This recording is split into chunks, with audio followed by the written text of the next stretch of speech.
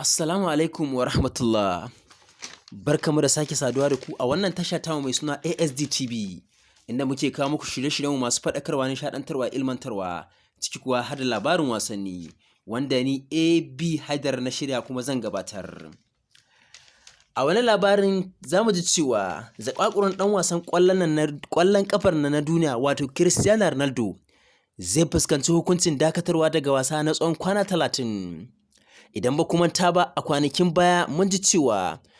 wata kotu a ƙasar Italiya ta cirewa kulob nan na Juventus maki 15 bisa zargin kulob ɗin da yin musayar 'yan wasa ba bisa ƙa'ida ba. Wannan dalilin ne yasa wani ɗan jarida mai suna Ziliani yake hasashen cewa akwai yiwuwar wannan binciken na wannan kotun zai iya shafar hatta tsaffin 'yan wasan da suka taka leda a kulob ɗin na Juventus a shekarun baya, wanda Cristiano Ronaldo yana ɗaya daga cikin zakakuran 'yan wasan da suka taka leda a club na Juventus a shekarun baya, wanda wannan ɗan jarida ya ci gaba da cewa idan binciken kotu ya tabbatar da cewa Cristiano Ronaldo yana ɗaya daga cikin wanda suka taka doka, ma'ana suka kare dokoki a lokacin musayar 'yan wasa a shekarun baya a club na Juventus, to indai har kotu ta tabbatar da shi ma yana ɗaya daga cikin masu laifi, to akwai yiwuwar kotu za ta yanke hukuncin dakatar da shi daga wasa na tsawon kwana 30. A wani labarin kuwa za mu ji cewa wannan zaƙwaƙurin golan na ƙasar Argentina wato Agustin ya kammala sanya hannu a kwantaraginsa da club nan na ƙasar Saudiya wato Al Nassr,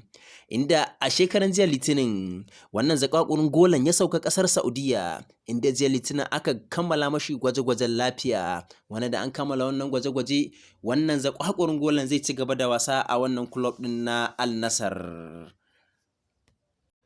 Ku ci gaba da kasancewa da mu a wannan tashar tamu mai suna ASD TV domin samun labarin wasanni a takaice da zafi-zafinsu da dumi-duminsu, wanda ni AB Haidar nake gabatarwa a wannan tasha tamu mai suna ASD TV. Idan zuwan ka ne na farko a wannan tasha tamu, kar ka manta ka daure ka danna alamar subscribe domin samun sabbin shirye-shiryenmu da zarar mun ɗora. Mun gode. ASD TV take muku fatan alkhairi. Wassalamu alaikum wa rahmatullah.